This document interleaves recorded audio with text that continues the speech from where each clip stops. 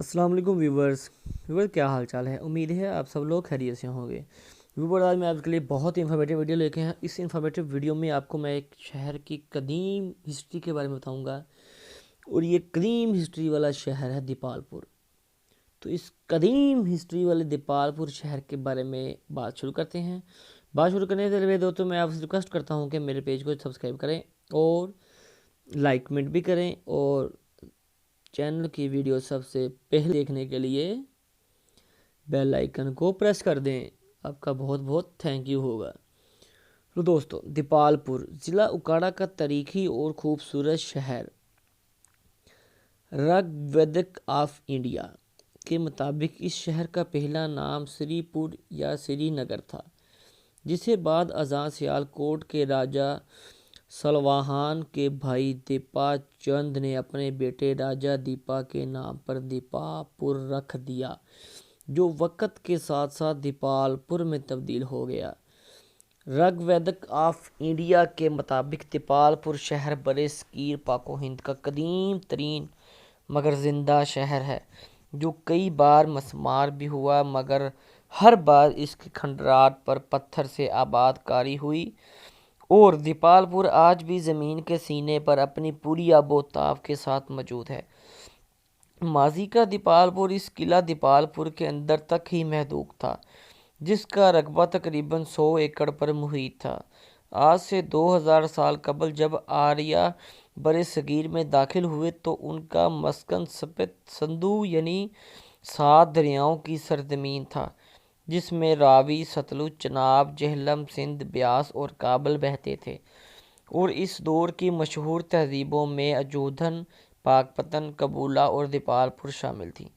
13 اور 14 صدی عیسوی میں دیپال پور نے منگولوں کے خلاف دہلی سلطنت کے دفاع میں اہم کردار ادا کیا، اور اس وقت خیبر سے دلی تک کے راستے میں صرف دیپال پور میں ہی واحد قلعہ موجود تھا۔ مشہور مورخ ابناش چندر راس کی کتاب تاریخ دیپال پور از میاں اللہ دتا نسیم کے مطابق قلعہ دیپال پور پہلی بار کب تعمیر ہوا، اس کی تاریخ میں کوئی واضح تاریخ نہیں ملتی۔ تاہم 14 صدی عیسوی میں فیروز شاہ تغلق نے آخری بار اس مضبوط قلعے کی مرمت اور تعمیر نو کی۔ قلعہ دیپال پور کی نایاب سرخ اینٹوں سے بنی 25 فٹ چوڑی دیواریں اگرچہ منہدم ہو چکی ہیں، مگر ان ٹوٹی پھوٹی دیواروں کے پار آج بھی بہت سی داستانیں موجود ہیں۔ قلعے کے دروازوں پر حفاظتی چوکیاں بنائی گئی تھیں، جو آج بھی موجود ہیں۔ 12 صدی عیسوی میں جب غیاث الدین تغلق دیپال پور کا حاکم تھا، اس وقت اٹھنے والے تاتاری سیلاب کو بھی قلعہ دیپال پور میں ناکامی کا سامنا کرنا پڑا۔ تاہم اس جنگ میں قلعے کو کافی نقصان پہنچا، جیسے 1244 میں غیاث الدین تغلق نے پھر سے مرمت کیا۔ 1526 میں جب ظہیر الدین بابر نے برصغیر پر حملہ کیا تو اسے بھی سب سے زیادہ مزاحمت کا سامنا قلعہ دیپال پور میں ہی کرنا پڑا، جس کا اعتراف اس نے اپنی کتاب تزکِ بابری میں کیا۔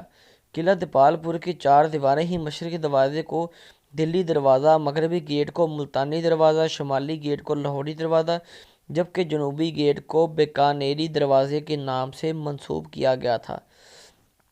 ان میں سے مشرقی اور مغربی دروازے کو اس وقت بھی موجود ہیں، تاہم شمالی اور جنوبی دروازے منہدم ہو چکے ہیں۔ قلعہ دیپال پور کے اندر ایک کشادہ سرنگ بھی بنائی گئی تھی، جس میں نہ صرف روشنی اور ہوا کا مناسب انتظام تھا، بلکہ یہ اتنی چوڑی تھی کہ 2 گھوڑے بیک وقت اس میں دوڑ سکتے تھے۔ اس کے علاوہ اس میں ایک بہت بڑی شاہی مسجد بھی بنوائی گئی، جو کہ آج بھی موجود ہے۔ قلعہ دیپال پور میں لالو جسرائے نامی کالونی میں ایک مندر کے آثار آج بھی موجود ہیں، جس کے بارے میں روایت ہے کہ یہاں ایک لالو نامی بچہ اپنی ماں کی بددعا کے نتیجے میں زندہ زمین میں گڑ گیا تھا۔ جس جگہ وہ گڑھ ہوا وہاں پر مندر بنا دیا گیا۔ وہ مندر تو اب ختم ہو چکا، تاہم لالو کے غرق ہونے کی جگہ پر آج بھی ایک پتھر کی چھوٹی سی سلیٹ نشانی کے طور پر پڑی ہوئی ہے۔ اسی مندر سے ملحقہ تباہ حال کمرے کے پاس فیروز تغلق کی بنائی گئی سرنگ کا ایک دہانہ یہاں پر تھا، جو کہ اب بند ہو چکا ہے، جبکہ دوسرے دہانے کے بارے میں کسی کو کوئی علم نہیں۔ قلعہ میں ایک 2 منزلہ سرائے بھی موجود ہیں، جس کے ہر کمرے کے ساتھ ہندی زبان میں عبارات رقم ہیں، جو شاید نیم پلیٹ بھی ہو چکی ہیں۔ سرائے کے کچھ کمرے کھلے ہیں جہاں مقامی لوگ آباد ہو چکے ہیں۔